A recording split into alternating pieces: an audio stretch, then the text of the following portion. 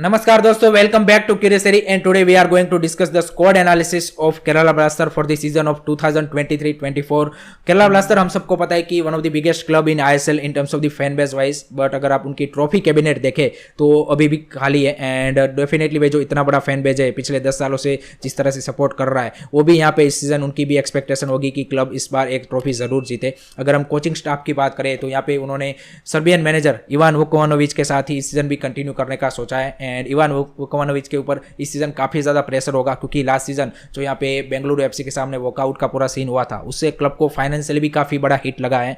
And उसके चलते club ने काफी कुछ क्रूशियल प्लेयरों को भी सेल किया है। तो इवान वुकोवानोविच के ऊपर वो भी प्रेशर है कि इस बार उनको डिलीवर करना पड़ेगा। अगर हम स्कोर की बात करें तो स्कोर में यहाँ पे गोलकीपर में उनके पास फर्स्ट चॉइस गोलकीपर रहने वाला है सचिन सुरेश, जिनके ऊपर काफ़ी ज़्यादा रिस्पॉन्सिबिलिटी रहने वाली है, क्योंकि प्रभसुकरन गिल को उन्होंने इस सीजन सेल कर दिया है, जो कि एक बड़ा गैम्बल आई थिंक उन्होंने खेला है, क्योंकि प्रभसुकरन गिल हम सबको पता है कि one of the youngest and best goalkeeper अभी करंटली इंडियन प्लेयरों के हिसाब से है। तो उसकी जगह पे सचिन सुरेश के ऊपर काफ़ी एक बड़ी रिस्पॉन्सिबिलिटी रहने वाली है। अगर उनके बैकअप के तौर पर दिखे तो उन्होंने लारा शर्मा को एक एज अ लोन डील लाया है फ्रॉम बेंगलुरु एफसी, जो कि भी एक प्रॉमिसिंग गोलकीपर है, तो वो एज ए बैकअप के तौर पर यूज़ किए जाएंगे। एक एक्सपीरियंस गोलकीपर है आपके पास Karanjit Singh, 37 year old Indian goalkeeper, तो वो भी एज ए बैकअप के तौर पे रखे जाएंगे। एंड उसके अलावा एक और यहाँ पे यंग गोलकीपर है मोहम्मद अरबाज, तो इनको भी एज ए बैकअप के तौर पे रखा जाएगा। तो सचिन सुरेश को इस सीजन भाई अपना परफॉर्मेंस यहाँ पे एक लेवल अप करना पड़ेगा एंड जबरदस्त परफॉर्मेंस पुटअप करना पड़ेगा, तभी वो केरला ब्लास्टर के लिए कुछ यहाँ पे क्या बोलते कि जो कंट्रीब्यूशन है वो कर पाएंगे। उसके बाद अगर हम डिफेंस की बात करें तो डिफेंस में उनके पास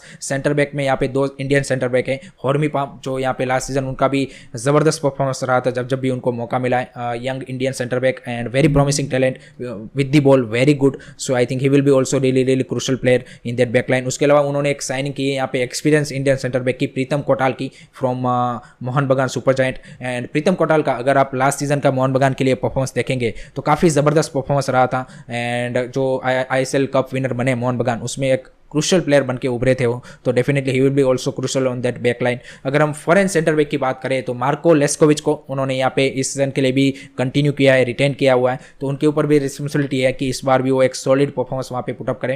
एंड उसके साथ उन्होंने एक फॉरेन सेंटर बैक की साइनिंग की है, Montenegrin 24 year old centre back Milos Drincic, जो कि भी एक काफ़ी एक्साइटिंग एंड प्रॉमिसिंग टैलेंट है। आई वुड से काफ़ी वास्ट एक्सपीरियंस खेला हुआ बंदा है, I think more than 200 matches वो हाईएस्ट लेवल पे खेल चुका है, सो दैट्स सो उसकी बंदे में क्या क्वालिटी है। So I think he will be also really crucial on that back line. तो 4 सेंटर बैक के उनके पास ऑप्शन है, 2 फॉरेनर 2 इंडियन सेंटर बैक। अगर हम फुल बैक की बात करें तो फुल बैक में उन्होंने लेफ्ट बैक में भाई यहाँ पे एफसी गोवा से भाई एबामा दोलिंग 26 year old Indian left back की उन्होंने काफ़ी हैप्टी फी पे करके साइनिंग की है। एंड वो भी एक एक्सपीरियंस इंडियन कैंपेनर है, आईएसएल में खेल चुके हैं already. And I think he will be also really crucial on that left position, crosses उनके अच्छे हैं एंड आई थिंक काफ़ी इंटीग्रल पार्ट रहने वाले इस सीज़न उनके लिए। अगर उनके बैकअप के तौर पे देखें तो उन्होंने यहाँ पे मुंबई सिटी से नाउचा सिंह को एज ए लोन डील पे लाया हुआ है, तो वो एज ए बैकअप के तौर पे वहाँ पे लेफ्ट बैक में रोल प्ले करेंगे। अगर हम राइट बैक की बात करें तो राइट बैक में उन्होंने इस बार साइनिंग की है यहाँ पे प्रबीर दास की फ्रॉम बेंगलुरु एफसी, जिनका मतलब बेंगलुरु एफसी के लिए last season Prabir Das has been really brilliant, तो वो भी एक आई थिंक काफ़ी एक अच्छी साइनिंग उन्होंने इस सीजन की है। उसके बैकअप के तौर पर यहाँ पे संदीप सिंह है, जो कि भी उनके साथ लंबे टाइम से जुड़े हुए हैं, जो कि एक एक्सपीरियंस इंडियन राइट बैक है। तो ये है उनकी back line. I think back line काफ़ी सॉर्टेड है एंड काफ़ी अच्छी है। बेंच ऑप्शन भी अगर आप देखिए उनके पास तो काफ़ी अच्छे ऑप्शन है। So I don't think so कि बैकअप लाइन में कोई उतना ज़्यादा दिक्कत आने वाली है। Now let's move on to the midfield. तो मिडफील्ड में उनके पास डिफेंसिव मिडफील्डर की बात करें तो ऑब्वियसली इंडियन नेशनल टीम के भी star defensive midfielder Jeakson Singh है, जिनका मतलब नेशनल टीम के लिए भी आप देखिए ज़बरदस्त परफॉर्मेंस चल रहा है, तो he will be the main man without a doubt. And उसके अलावा उन्होंने एक जो साइनिंग की है, आई थिंक जो काफ़ी क्रूशियल साइनिंग मेरे को लगती है, वो है यहाँ पे फ्रेडी लेलम्बिया, जिनकी साइनिंग उन्होंने यहाँ पे पंजाब एफसी से इस सीजन की है। एंड जिस तरह से वो बंदा यहाँ पे प्री सीजन में आप देखिए, यही प्री सीजन में जिस तरह से परफॉर्मेंस दे रहा है, जबरदस्त परफॉर्मेंस, तो आई think he will be the also the crucial player on that you can से स्टार्टिंग 11 अगर आप बात करें केरला ब्लास्टर के लिए। उसके अलावा अगर दूसरे इंडियन यंग सेंटर बैक क्या बोलते हैं सेंटर मिडफील्डर की बात करें तो विपिन मोहन, हम सबको पता है कि one of the promising talent coming from Kerala blasters youth rank, and वो भी काफ़ी एक प्रॉमिसिंग टैलेंट है, तो वो भी उनका भी रोल इस सीजन काफ़ी बेहतरीन रहने वाला है। लास्ट सीजन उनको भी एज ए सब्स्टिट्यूशन काफ़ी चांस मिला था एंड काफ़ी इंप्रेसिव परफॉर्मेंस उसमें रहा था। उसके अलावा Mohammed Aimen, I think one of the brightest and या प्रॉमिसिंग अनदर टैलेंट उसके अलावा यहाँ पे सौरभ मंडल भी है उनके पास एंड सुखम मिते। तो ये 3-4 ऐसे प्लेयर है कि जो यहाँ पे एज ए बैकअप के तौर पे सेंट्रल मिडफील्ड में यूज़ होंगे। एंड उसके अलावा अगर हम फॉरेन मिडफील्ड की बात करें तो ऑब्वियसली एड्रियन लूना उनके स्टार बॉय या फिर जो भी बोलिए मेन मैन जो केरला ब्लास्टर के लिए है वो है यहाँ पे European attacking midfielder Adrian Luna. तो he will be the really crucial in this season also. जिस तरह से मतलब उनका हमेशा से आप देखिए he is the main man always, जो चांस क्रिएशन होता है, गोल स्कोरिंग होता है, he is always there. And उसके साथ उन्होंने एक यहाँ पे जापानीज यहाँ पे क्या बोलते हैं कि राइट विंगर या फिर अटैकिंग मिडफील्डर की साइनिंग की है दाइसुके साकाई। तो वो भी इस सीजन आई थिंक काफ़ी ज़्यादा क्रुशियल रोल प्ले करने वाले हैं। उन्होंने ऑलरेडी यहाँ पे प्री सीजन में उनके लिए ज़बरदस्त परफॉर्मेंस दी है एंड जापान की अंडर-20 टीम के भी आई थिंक कैप्टन बने हुए थे वो। So he will be also really crucial for them in this season. उसके अलावा यहाँ पे दानिश फारूक भी है जो इंडियन मिडफील्डर है, जो कि भी एक एक्सपीरियंस प्लेयर है। तो वो भी एक काफ़ी इंपॉर्टेंट रोल प्ले करेंगे उनके लिए मिडफील्ड में। तो आई थिंक मिडफील्ड काफ़ी उनके पास वेराइटी ऑफ ऑप्शन है, यंग इंडियन प्लेयर है, एक्सपीरियंस इंडियन प्लेयर है एंड उसके अलावा फॉरेन में भी जो उन्होंने साइनिंग की है काफ़ी अच्छी साइनिंग की है। तो आई थिंक मिडफील्ड उनकी काफ़ी ज़्यादा मेरे को सॉर्टेड आउट लगती है। अगर उसके बाद बात करें फॉरवर्ड लाइन की, तो फॉरवर्ड लाइन में उनके पास लेफ्ट विंग में 2 ऑप्शन है यहाँ पे। ऑब्वियसली ब्रायस मिरांडा जिन्होंने लास्ट सीजन आई थिंक जब भी मौका मिला है काफ़ी इंप्रेस किया है एंड सहल अब्दुल समद की जगह पे उनको जब खिलाया जाता था बेहतरीन परफॉर्मेंस उनकी आई है। तो he will be the crucial and first choice I would से। उसके बाद मोहम्मद अजहर है जो कि मोहम्मद एमान के भाई है, दोनों भाई। एंड मोहम्मद अजहर भी काफ़ी एक प्रॉमिसिंग टैलेंट है। तो he will be use as a backup in that left flank I would say. Right flank की बात करें तो यहाँ पे है उनके पास राहुल केपी का भी अगर आप देखें तो रिसेंटली उनको नेशनल टीम में भी कॉल अप आने लगे हैं एंड वो भी एक one of the promising talent है for Indian national team also.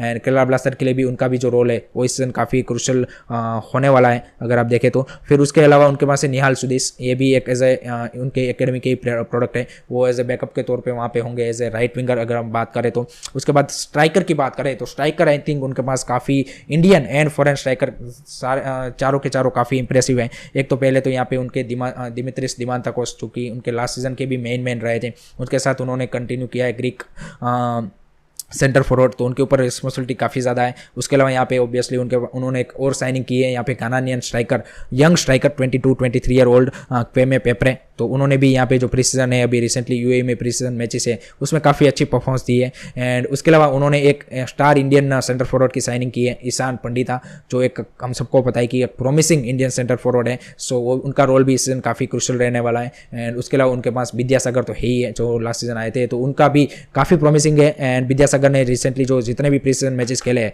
ज़बरदस्त परफॉर्मेंस उन्होंने भी दी है। तो फ्रंट लाइन तो उनकी तगड़ी है ही है कि जहाँ पे लॉट ऑफ वेराइटीज़ हैं। तो ओवरऑल आई वुड से कि उन्होंने फाइनेंशियल कंस्ट्रेंट होने के बावजूद भी एक अच्छी स्कोर बिल्डअप कर रही है कि जहाँ पे क्वालिटी बैकअप भी है। ऐसा नहीं है कि सिर्फ मेन टीम ही अच्छे, बैकअप में भी उनके पास काफ़ी अच्छे प्लेयर है एंड उनकी एकेडमी के भी जो प्लेयर्स है वो भी काफ़ी प्रॉमिसिंग है। तो I would give this score as 8 out of 10 I would say. And जो मेरी स्टार्टिंग 11 रहेगी I would go with Sachin Suresh in goalkeeper obviously. मेरे जो सेंटर बैक पेयर रहेगी वो होगी मिलोस द्रिंसिक एंड यहाँ पे क्या बोलते हैं प्रबीर दास। मेरे लेफ्ट बैक होंगे एबाबान दोलिंग, राइट बैक क्या बोलते हैं Prabir Das and sorry centre back में भी रखना चाहूँगा प्रीतम कोटाल को। तो Pritam Kotal and Milos Drincic as a centre back pair and Prabir Das as a right back. अगर हम सेंट्रल मिडफील्ड की बात करें तो फ्रेडी एंड जैक्सन को मैं रखना चाहूँगा टू होल्डिंग मिडफील्डर, क्योंकि फ्रेडी का जिस तरह से परफॉर्मेंस आ रहा है I think he should be starting without a doubt.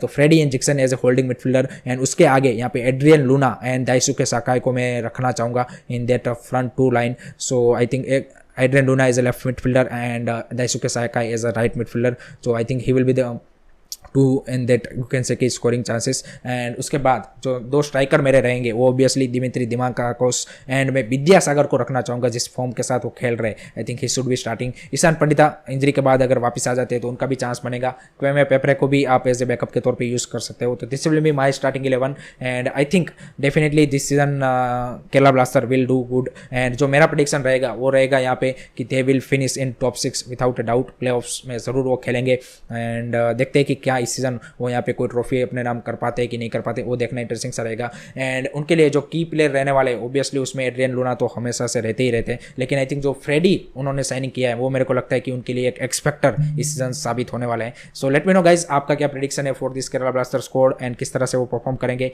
Comment section में मेरे को जरूर बताएगा। So that's it from my side guys regarding Kerala blaster squad analysis. I hope कि आपको वीडियो अच्छा लगा हो। Keep supporting Indian football, don't forget to like से सब्सक्राइब करो सरी। जय हिंद, जय भारत।